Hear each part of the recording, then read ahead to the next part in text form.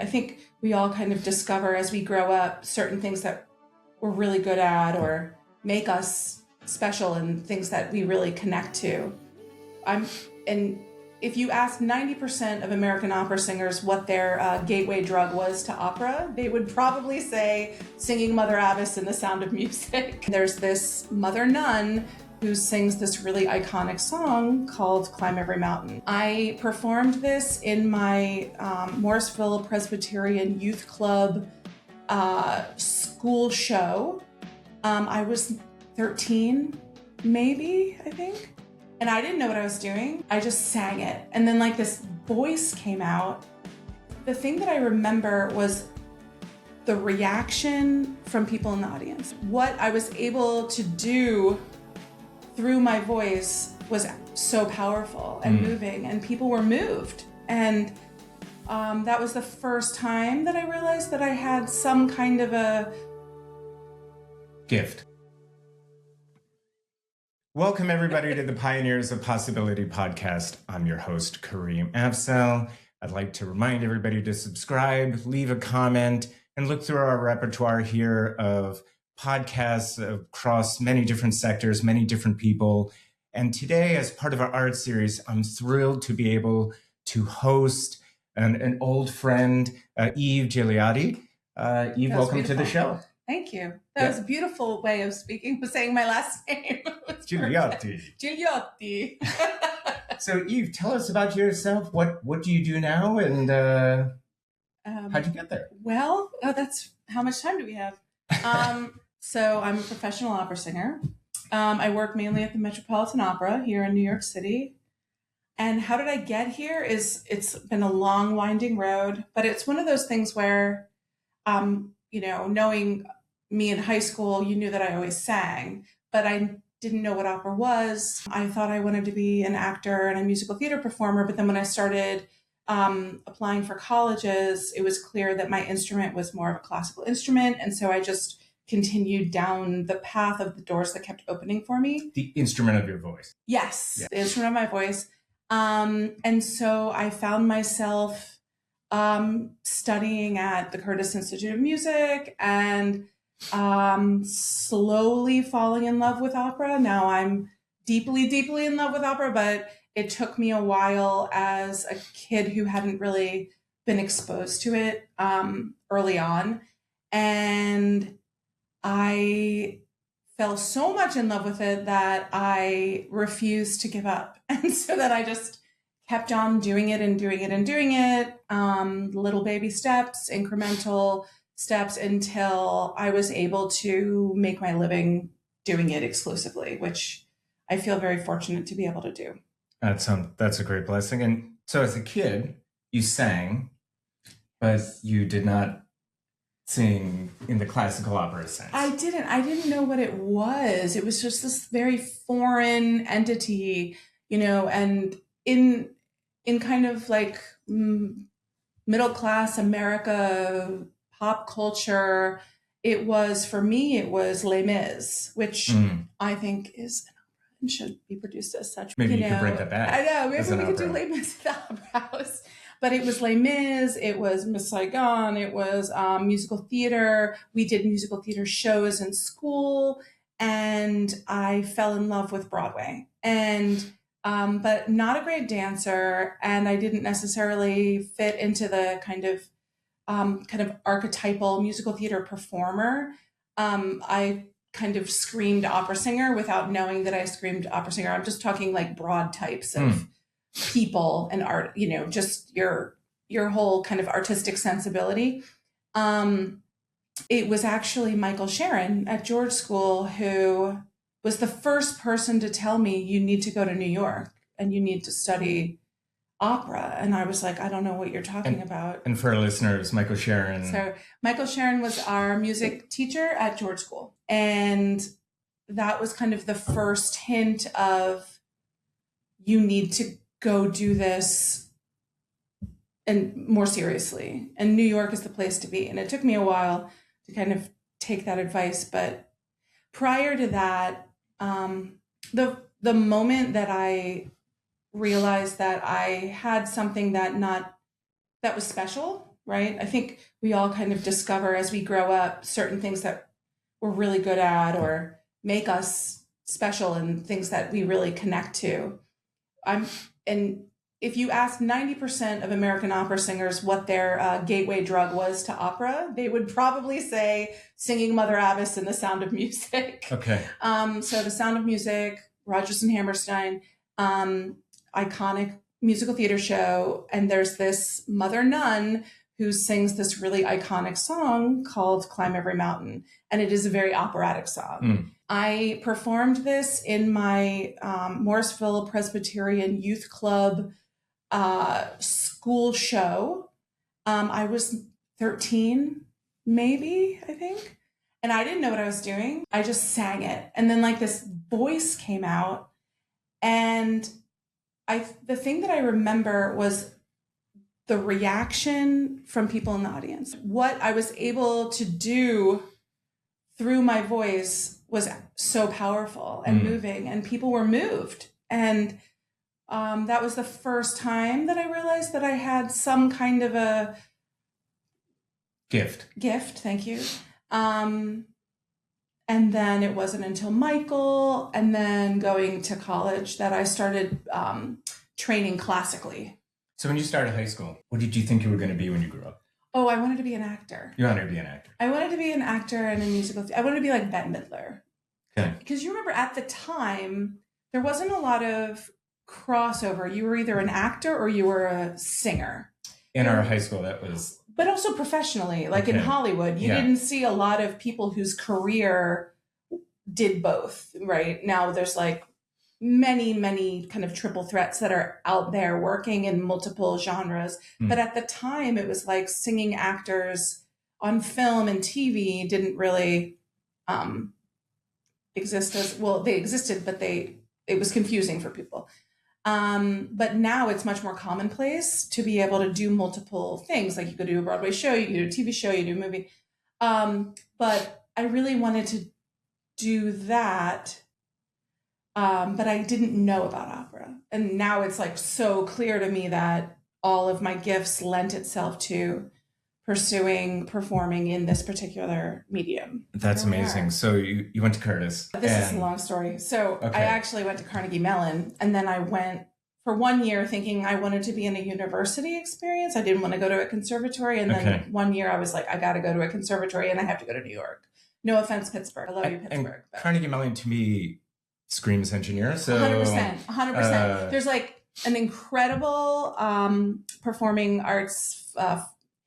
They have a great art school, acting and musical theater, and the music school was fine, but I wasn't. I needed to be in New York City. Like it was clear, so I transferred. Went to Manhattan School of Music. How long did you know? Like, was it a couple weeks? By the spring. Went, and then I moved to New York City in the summer of 1994, and I didn't look back. I just stayed, and it was like the greatest education at Manhattan School of Music that in every way, you know, just being a young person in New York in the 90s and being around, I finally kind of felt like I found my people, and things just started going from there. And then I got into the Curtis Institute of Music, and did 5 years of study there. I was singing as a soprano all the way through my 20s, and then I switched to mezzo-soprano in my late 20s, early 30s. So for viewers and listeners, can you explain to us? So there's this thing in opera called, I'm not swearing, it's called FACH. Okay. FACH. Yes. It's a FACH system, which basically determines, explain this properly. So the kind of instrument that you have and where it fits within the repertoire that is written. So, but the instruments can generally be classified in different areas. So sopranos are kind of like higher singers, different kind of timbre, vocal quality. There are sub-classifications of sopranos. Then you get to mezzo-soprano, which is middle soprano, which is like more middle you still need high notes, but you kind of sit more in like a middle range. You have like a lower, kind of more richer kind of sound in the lower middle of your voice. Then contralto is lower than that. And then you go to the men, is tenor, baritone, bass. And then there's countertenor, which is a male performer singing in head voice. So they kind of sound similar to a mezzo-soprano. So it's kind of like a general walkthrough of the Fox system. There's more detail, but I won't, that's a separate podcast. So I was singing in a different Fach. And it was clear that my voice wanted to live in a different place. So I moved Fach. So that also involves technical reorganization, physically of your body. Of your body and where you summon... Yeah, where you summon the sound. Where you summon the muscle movement. Where your body is able to, frankly, create the optimal sound. There's a bit of recalibration when you're adjusting into a new Fach. In general, I always say it felt like I was taking off stiletto heels and I got to put sneakers on. Because I had been singing so high when my voice really wanted to live slightly lower. And you've been there ever since. And I've been there ever since. And 2 years after I made the switch, I made my Met debut. So it was interesting to see, like, sometimes it takes you a while to figure out, like, where you're really supposed to live, where you're really supposed to be. And then once you're in that place, metaphorically, everything just keeps moving forward then, So you bring up your Met debut after you made that switch 2 years after that. When did you know you made it, right? Never. No, as an artist, like, I don't think you ever, I'm working at the Metropolitan Opera, so I think the fact that I'm a working singer, I'm really proud of that. And I've worked really hard to be able to do that. But I guess when I say made it, it's like, you're never at a point where you're done. And you're never at a point where, like, you're done growing, both technically and artistically, and with your curiosity of, like, what you want to say and the kinds of things you want to do. How do you go about doing them? I would say my Met debut really marked a turning point of, like, working singer. But there were, as a freelancer, there were years that were very, very slim, and there were years that were much fatter, depending on the life of a freelance artist. What was your first big performance outside of the Met? Outside of the Met, I would say one of the major stepping stones for me was being a young artist at the Glimmerglass Opera. And where is that? That's up in upstate New York. Upstate New York, okay. It's like kind of like, go to Glimmerglass. It's an amazing, beautiful opera house. They have a festival every summer, and they have a young artist program where you come and you train. And I had a small part in this Giancarlo Menotti piece called The Consul. And I was able to sing for managers, and I got asked to take part in a workshop of Nico Muhly's opera that was being commissioned by the Met. And he's this incredible composer that I adore. And there I got to work with Bart Scher and Craig Lucas. And that's when they cast me to do my debut that next year. So, you never know where the opportunities are going to lead. And you just keep walking forward into the opportunities that you're given. I think at a certain point when you're younger, I used to just say yes to everything. And now that I've gotten older and time and more wise and wiser. And, time is different for me now. Sure. In many aspects, where I have to be a little bit more, choosy is the wrong word, but discerning when it comes to, like, how I'm spending my time, because I also don't have as much time as I used to have. Sure. And I'm not building a career now. I'm trying to challenge myself for the next phase of my career. So it's a constant evolution that is just part of being an artist. I really appreciate your comment about always being curious and working on the craft and being curious. And you're our 20th guest here, and each one of the variety of people we've had talk about success in relation to being curious, always being curious about, you don't know everything that you think you know everything about. And it helps you advance. It helps you improve and get better and learn things about yourself and your profession that you didn't know. It's key, right? And it allows them to, my last guy, right? So the last podcast was an astronaut, right? So I know, he so finished cool. he finished 20 years of going to space, and now he's working on an engine that takes you to Mars in 1/10 of the time, right? So it's so cool. It's and he's blessed man. He's 76, but he's still grinding and pushing the limits, and that's the key. That's the key to.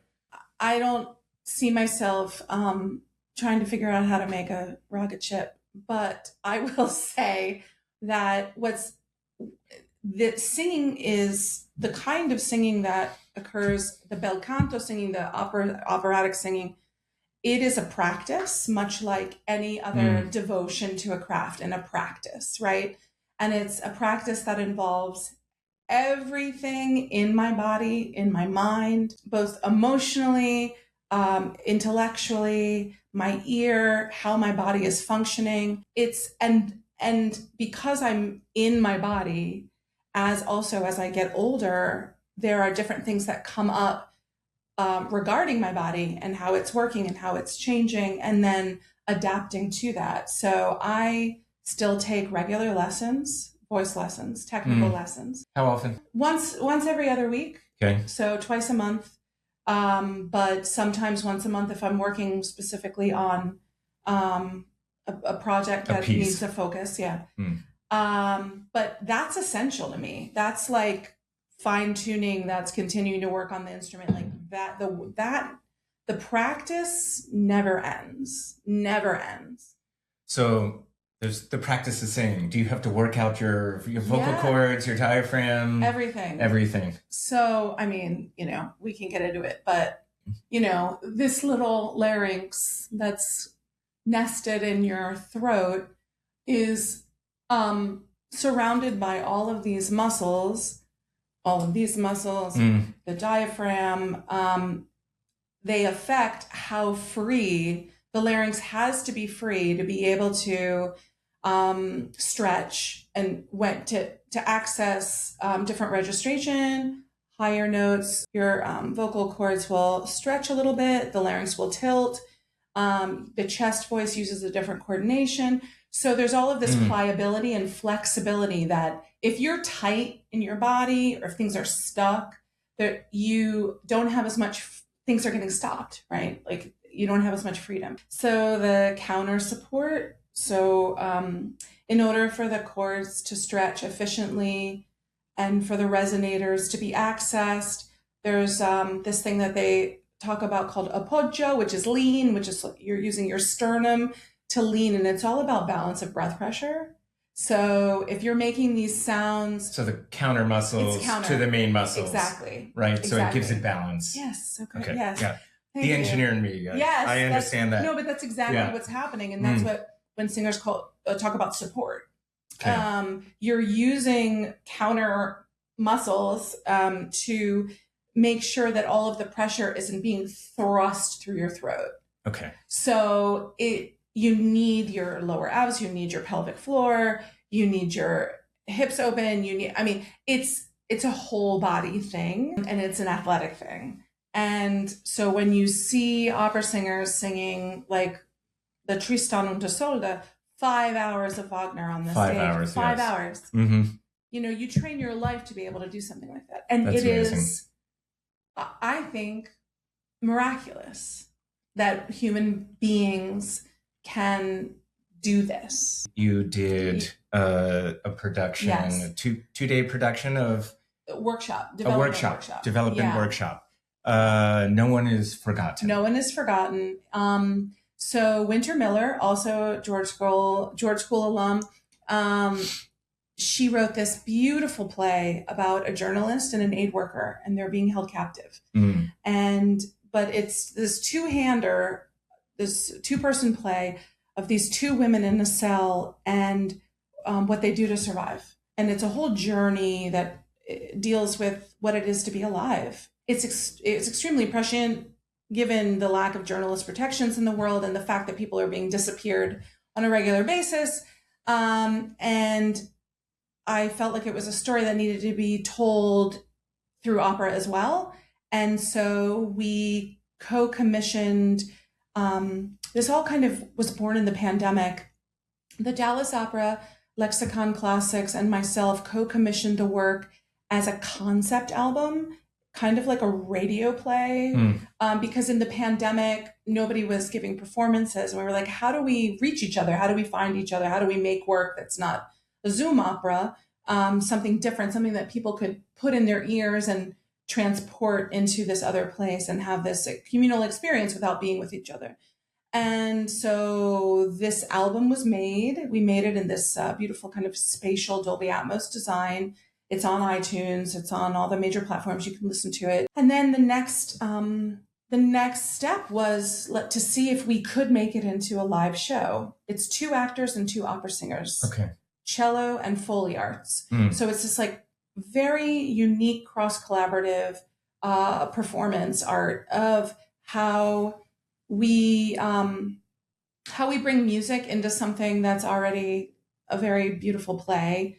What does the music do? Why is it important? What does it represent? And how do we show the relationship? Each character is played by a singer and an actor. So it's kind of like the singers are their emotional world. They're their fantasy world. They're like an escape. And then they come back into the cell in like the spoken form. So the workshop at Princeton was an incredible and necessary part of the development journey of what we want this to be as a live entity. And we played with creating it with spatial sound in a kind of a radio opera conceit. And we learned a tremendous amount from that workshop. And then we'll see how it evolves from here. But it's been, let's see, what year is it? It's been 7 years of making something, developing something, and then continuing to evolve it. And I've learned so much on the producing end. I've just, I just kind of dove in and had people there to support me, but it's been an incredible journey as an opera singer that actually creates, because that doesn't always happen. Doesn't always happen. You don't always get that opportunity either. So you got to kind of make the opportunity. That's really beautiful. Do you think this will become a full production event? I hope so. Yeah. I hope so. We're, we, like I said, we learned a lot. That was the thing, the workshop was essential to learn what we want it to be, what it needs to be. Is this iteration serving the piece? If it's live, how do we maybe it's supposed to be something else, So, but we'll see. We're working now with the composer and the librettist, the co-composer and the librettist to see. The composer wants to write more music. She wants to, so we'll see. We'll see what happens. I can't disclose more details, but I'll keep you posted. I think, from the previous piece that dealt with the school shooting and this one that deals with sort of captivity, is there a common theme? You like to come to these really challenging topics. It's interesting. It's funny because I never thought about it. And the thing is that people know my work at the Met as being like, often I'm funny. Like I play kind of funnier characters. And I don't often get an opportunity to play more dramatic characters at the Met. And I enjoy being funny and having a good time. But I feel like when it comes to things that I think are important, I like to move people. And I think it's important to make people think and feel and reflect. And, for us, for performers, particularly, live performers, I can speak for myself, but like being in the theater is like being in church for me. Okay. Because it is all of these people sitting together, having a common experience that is, for me, spiritual and moving, and that is reminding each other that we're all in this together. But then what's also beautiful is each person is walking away with their own personal experience of what they just witnessed and took part in. Because as an audience member, you're actually part of the performance. We can feel your energy. We can hear you. We can see when you're sleeping. See the face. Yeah. It's like we know when you're awake. But we can feel also, the Met, you can't, because of the lights and everything, you can't usually see people's faces. But like in Cavalier and Clay, I had this opener line that was a joke, and I would be obsessed about getting the laugh every night. And it's like this delicate balance. And every night I'd go back and I'd be like, did you hear them? I heard them tonight. Did they laugh? Did they laugh? Did they laugh? And when you get that laugh, like, it feeds you, I mean, we can tell when you're with us because you are in the room with us, right? And there's something that is so important about that. Food for the soul. Food for the soul. But also, we don't gather in public spaces as much as we used to. Yeah, it's true. And so it's so special and important, I think, for people to gather in space together, whether it be a church or a theater or both or whatever you want it to be. But it's like just showing up with people around you without your phone, I think it's essential. So your anthology is really impressive. You performed in over 140 things at the Met. Yeah. Performances at the Met, excuse me. Yeah. Do you have a favorite collaborator? It's almost like if you have multiple chairs, almost like. I know. I mean, well, I'll just say my favorite. Or favorite memory. Well, my favorite memory is I'm working on Alcina in the White Box Theater in Chinatown with R.B. Schlatter, who's this incredible director. It was like 10 years ago. And he was like, I want to do this opera. And he built this theater in this art space. And me and a bunch of, it's like one of those, like me and a bunch of friends, we all got together. But it was a lightning in a bottle moment where something was happening. Mm-hmm. And people showed up, people loved it, but we really were so alive in the piece. And we were, we made something that was really exciting and fresh, but also like how many hundreds of years old, right? Sure. His handle. Was it a smaller venue? Yeah. Okay. Yeah. And it was just kind of wild, but it was magic. And so now RB has a series up in Hudson, New York at the Hudson Opera House up there. And, he directs in Frankfurt and he's amazing. And we met at Glimmerglass that summer. Yeah. So that was a very cherished memory. But I think my most favorite place is when I'm in space collaborating and in the flow with other people, I'd say. Like, I just love it. I have a silly question. So you're singing in many languages. Yes. Do you know all the languages? Well, I know what I'm saying. You know what you're saying. I can order from a menu and ask where the bathroom is in multiple languages. Okay. But yes, I know what I'm saying. I understand the languages. I've spent years studying Italian and German and French. Russian, unfortunately, I didn't have early on, so it's a little newer to me. Czech is a little newer to me, but a part of the training was gaining the skills. There's something called the International Phonetic Alphabet, IPA. This is a thing? This is a thing. Okay. I actually had classes in this where you actually take text, and in English too, and you break down into IPA so you can read the sounds. And we kind of learned languages that way. But then we also study the languages because clearly you have to understand the context and how the intonation and how things are spoken. And I wish that I was fluent in at least one other, but I don't know if it's my brain. It's just like, it just kind of flies out of my head when I can understand when people are talking to me, but then having to respond, something happens where I short circuit. And I never lived in Europe. I was never immersed in the culture and never kind of forced to really get one language under my belt. So it's kind of a regret of mine. And now that I'm this old, I don't know if it's too late for me, but we'll see. It's never too late. But my mother was Swedish. My father's from India. Oh. They met here, didn't go back. And I'm just a dumb American. I have no... You didn't get either? No father tongue, no mother tongue. Oh, I just speak American. Did they try?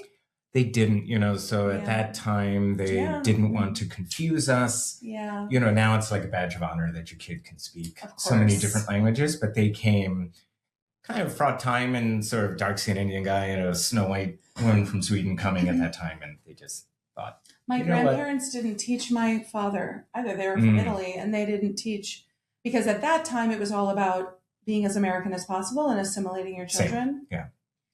And unfortunately, I only know bad words.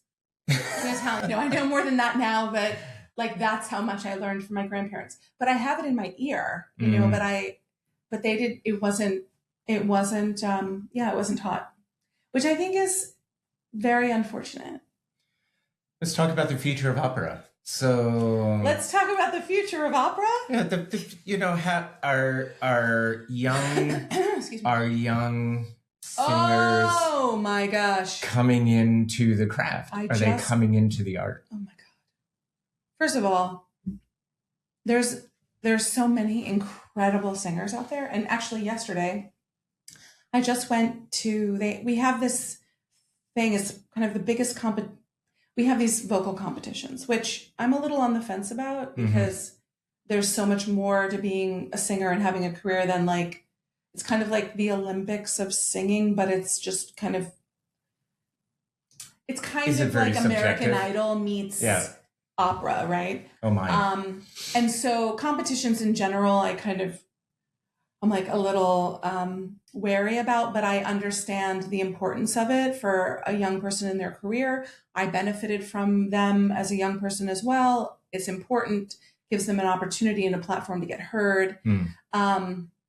Anyway, so the Met has this nationwide competition, and out of the entire country, they whittle it down to 10 singers that sing with orchestra on the stage at the grand finals. Oh my goodness. It's like a whole thing. Oh, wow. And it was yesterday.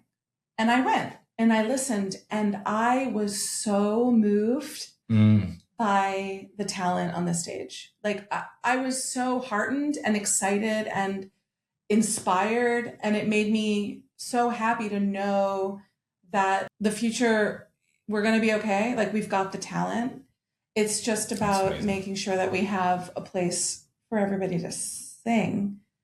That's the other piece of it, right? Is that is there concern about that? Oh yeah, definitely. I mean, in what way? I mean, do you want to get into it? I don't know. Mr. Chalamet and what he said about opera. Do you remember? I did not. Okay. I'm sorry. I missed no, that's okay. It was like a major pop culture moment in the world of ballet and opera. But I think the gist of what he was saying, is that he didn't want film to go the way of opera and ballet. And what I think he means is by the sense of kind of being like a nonprofit model and like having that kind of desperation of like begging people to come, right? I mean, like flagging like, oh, we're relevant too, like, where like it's a dying art form. So it's not a dying art form. But I do think that there is clearly, both in the lack of education in our school systems in America for arts and culture, in like a current trend of anti-intellectualism in the country, in instant gratification, being addicted to our phones. There's this culmination of everything where people, like I did when I was growing up, like we just don't know what it is. And we don't know that it's for us. So I will say that, opera is extremely insular. It's kind of like this, like, the Met has a tendency to be kind of like Castle on a Hill, and New Yorkers don't necessarily know that they can just go. Like, you can just go. You can buy a ticket, it's cheaper than a Broadway show. Yeah. and you can just go. Mm. But somehow there's this barrier that's been, I think, the operatic tradition in this country traditionally has been supported by people of great wealth that built the Met, that built, and it was a status symbol, but there were always people there that were devoted to the art, right? But I think that the lack of education and the lack of community engagement, dare I say, sometimes the elitism in the operatic world is off-putting for people. And that hurts me because everybody that works in that house is just like everybody else, right? And we've all like devoted our lives to this thing that we love deeply and want to share. And we want to share it with you. Right. We want to share it with New York. Like, this is your opera house. And it's always interesting whenever I'm like done a show and I get in an Uber or whatever, and we have a conversation on how I just got off work. Where do you work? Oh, the Met, blah, blah, blah. Oh, have you ever been? Oh, no. It's always no. And that makes me sad. And then I have to say, okay, well, you can get this ticket is, the best seats in the house or family circle. And it's like around $50 and it's got the best sound because all the sound is like coming up to the top and blending in this incredible way. So it's like, just go. Oh, what do you wear? Wear whatever you want. Wear your pajamas. We were coming to your first one of your first performances of the year, but there was a death in the family. Yeah. And then we just weren't able to come. But we are coming to one of your next performances. And I have watched in preparation for this interview many of whatever I can find online of your performances. Yeah. And they truly moved me. Oh, thank you. So like the richness of your voice, the range, and the passion that you have, right? Because it reverberates through the screen, right? So, and sort of into my soul. And I really deeply appreciate, passionate singers and passionate performers. Keep encouraging people to go, right? Yeah, because when people come to New York, what do they want to do? I want to go to a Broadway show, right? I want to go see Lion King. That's great. Go see a Broadway show. I love Broadway, but we're here too. And at the Met, you'll be dazzled and amazed with the richness of the whole experience. Passionate performance, the experience, the sets, the chandelier, the drama, the chandelier, everything, right? You can dress up if you want. You can dress up if you want, which is so fun and it's great. But also, like, you can just wear I wasn't going to come in a tux, but I was going to come in a suit, right? So I mean, people wear outlandish costumes sometimes. I've seen people with like wearing their horns, to the Wagner and all kinds of things. And we love that, it's and some people come with like fabulous, there's an Instagram handle that's Last Night at the Met or Scene at the Met. And it's all about like the fashion at the Met, and different looks that people wear. And I mean, it's a whole vibe. And it's a lot of fun and you can mingle and, order your champagne in advance so you don't have to wait in the line. And, it's a whole thing. You can have dinner there on the intermission, which is wild. Really? Yes. Okay. They have like all timed out.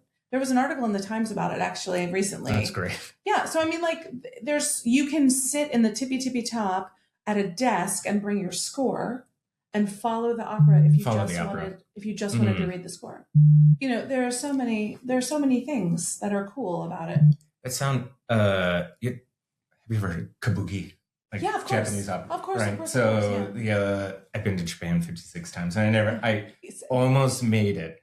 But they give you an iPad, right? So you could get an iPad that translates for you and it gives you the real-time translation. You get a bento box and you can have your I love that. Sushi or whatever. Yeah. We have there's a little thing on the seat right in front of you that if you press the button, you can get the translation of the opera in like German, I think it was like Chinese, English. You can get the English, you can get like if you're depending on what language you speak, you can get it translated for you. That's awesome. So you don't need to know what they're saying. You have four more shows this year at the Met? Only 2 Only more 2. productions. Which, if somebody can come to one, I know. Well, it's hard because I keep asking these impossible if questions. I end up, no, it's okay. So I'm understudying as waitress. So if something happens and I end up going on, I would say definitely go to that. Yes. And then I'm singing a Nina in La Traviata, which is lovely and beautiful. I would say if you're going to come, you'll see me and I'm there. It's not necessarily, you won't see like a ton of me, which is fine. But I'm also singing in Philadelphia for all of our Philly friends. This beautiful oratorio that was written for the 50th anniversary of the Mann Music Center. Okay. So we're singing at the Mann. You're singing at the Mann. Yeah. Okay. And then I'm doing a Beethoven 9 with Yannick Nézet-Séguin in Vail, Colorado. Oh, in Vail. In July. So if you're in nice. Colorado, that'll be nice. I will be in Colorado in July. Amazing. So maybe I'll see you there. So then the next thing you'll be able to see me in will be the Yennefa next fall. And then the Magic Flute. Oh, the Magic The Family Flute, which is so much fun, the Julie Taymor production. And then I will be singing a Nina in Rosenkavalier. And then I will be understudying Kundry in Parsifal.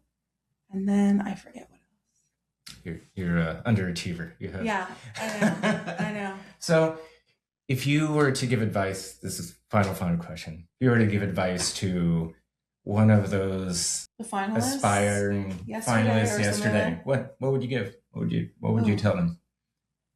Oh boy.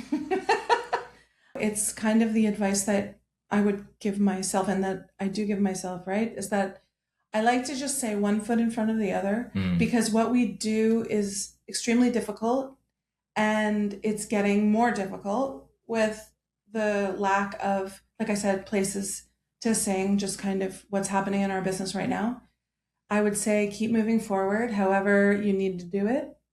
And it's not always going to look like you think it is going to look like. You're right. Like if I had to look at myself, 30 years later with like how my career has manifested itself, it's not what I ever thought it would be in both good and different ways. But be open to just like staying flexible, staying in the game, being pliable, being open, being curious, and being a good person and a good collaborator. Well, and work hard. Eve Gigliotti, thank you so much for being on the show. It was wonderful to learn about your experience in this amazing art. So thank you. Thank you. Thank you. Thanks everybody for listening. Please hit that subscribe button and leave a comment in the comment section. This episode of The Pioneers of Possibility has been produced and edited by Danny Vagnoni, with music credits going to the artist known as Sahari. And artwork for our podcast is presented by the artist known as Layla. I'm your host, Kareem Afzal. Thank you for listening. If you like this episode and you would like to hear more from future episodes, please follow us on Apple Podcasts and Spotify and click the subscribe button on YouTube. And please leave a comment so we can engage our listeners. Thank you very much. See you next time.